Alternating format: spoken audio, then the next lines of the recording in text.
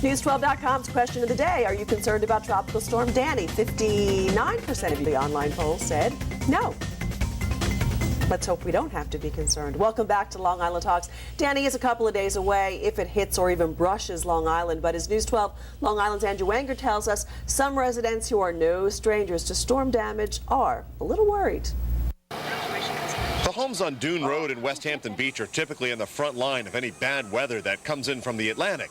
And last week, Hurricane Bill pushed the water pretty close to Charles Antanasio's West Hampton Dunes home. Came right up to the first dune.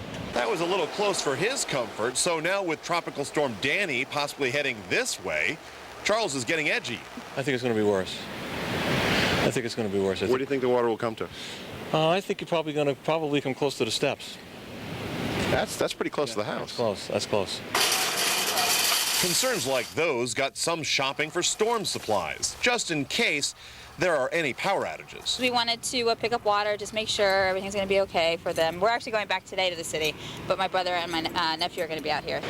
Even though Danny's impact is expected to be felt right here on Long Island, not everyone is so concerned. This doesn't worry me a bit. Why not? Oh, because this is a place to relax. I can relax indoors as well as outdoors. So, while some play now, others like Charles Antanasio are keeping a close eye on the horizon and the skies above. I don't believe in luck, but hopefully we'll get some good weather that doesn't really destroy this place, because if it's Category 1, I think we'll be okay. Anything past that, we're going to be in a problem. In West Hampton Beach, Andrew Enger, News 12, Long Island. I don't know. I think a Category 1 might be something to cause a lot of problems as well. Joining me here tonight in the studio, Deputy Chief Mark White of Suffolk County's Homeland Security and Emergency Management, and here also Sam Killey of the Nassau chapter of the American Red Cross, just telling us how to prepare and what they're doing just in case. I want to go to John from Mastic, who's next on the line with us tonight. John, welcome. How are you? I'm good. So you think storms are something to get a little worried about? Well, I'm a historian of the Lower Mastic Beach and Old Mastic Beach. When the Express came through. How long ago was the Express? 1938, the Long Island Express. Right, the Long Island Express, back in 38. Right. 603 bungalows were in Mastic Beach, Old Mastic Beach, and what we now know of Lower Shirley. Less than 42 were standing. Wow. And if anybody really wants to see the power and the force of a hurricane, take a ride out to the Shinnecock Canal. Because you'll see the Shinnecock Canal was not built by man. The Long Island Express dug that sucker That's out. right. Isn't that amazing to think that? And you can also take a ride down in. You can see Old Man. There's a duck farm called the McGold Duck Farm. There's a shed which is part of West Hampton Beach Historical Society. A 30 by 30 shed that floated across the duck farm, across the inlet, and landed on a man's property in his backyard. Wow. There's other things that you can also do that people don't think of. If you're in an area, a lot of trees, take your car, go park it up in the Pathmark Shopping Center.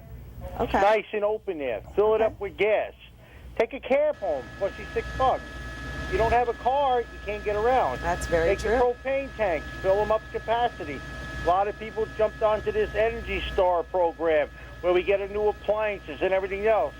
Electric stoves don't run if you don't have no power. That's very true. And then you also have a refrigerator and meat full of food. You got to be able to cook it. Got to be able to eat it. So let's get your barbecue ready and going. John, thank you so much. I appreciate those. I want to get one more caller in before we run out of time. So maybe some camping supplies might actually help out, just in case. But you know, John is right. Take a look at past damage that we can still see here on the island to give us a really good idea of what one of these storms can do, even if it's not a hurricane. I mean, we've seen what nor'easters can do to the shoreline. I want to go to Joanne from Babylon, who's got a great question. Joanne, thank you for calling in. Hey, everybody. I am an AmeriCorps Vista volunteer. I'm a volunteer in service to America. Right. I live here out on Long Island. I do serve the needy in New York City, but I was wondering if I wanted to help out and volunteer, how could I do that? Who could I call? How could I get involved? I am responsible to be a first responder. Oh, Sam loves to hear from people from you, Joanne. Go ahead, Sam. Take it. Well, we are always in need of volunteers, Joanne. Cool. That's what the Red Cross is about. You can visit liprepares.org. And through that website, you can connect with either the Nassau or Suffolk chapters, and it'll tell you exactly how you can become a volunteer for us. Wow, that's so nice to hear somebody wants to chip in and help out, because you guys who do this for a living can be everywhere as much as you can, and you are, but the volunteers have to help so much. Lee, the volunteers are critical, and there's a second option for Joanne. That's the Citizens Emergency Response Team, Okay, which is Citizens something Emergency that is run Response out of the Suffolk County Emergency Management Office. Do you contact the Emergency Management Office Yes. to find out about that? 631-852-4900. Okay, we'll put that on our website. What will those folks do? They are jacks of all trades. They do whatever we need them to do. They assist at the shelters with the Red Cross. They assist law enforcement in duties that are non-law enforcement, a bit like the auxiliary police would do from a police end, but they also assist us administratively. They assist in the Emergency Operations Center, getting work done, helping out in that forum. They have numerous duties. All right. And it's a great program. Let us hope that everybody's ready, just in case, but let's hope everybody just kind of sits back a little bit this weekend and says, all right, we were ready, but we didn't need everything, but just in case. Thank you so much for being here, both of you. Appreciate it. Thank you. For more information on tonight's show, including all that volunteer information, visit our website at news12.com, click on numbers and links. You're watching Long Island Talks here on News 12 Long Island.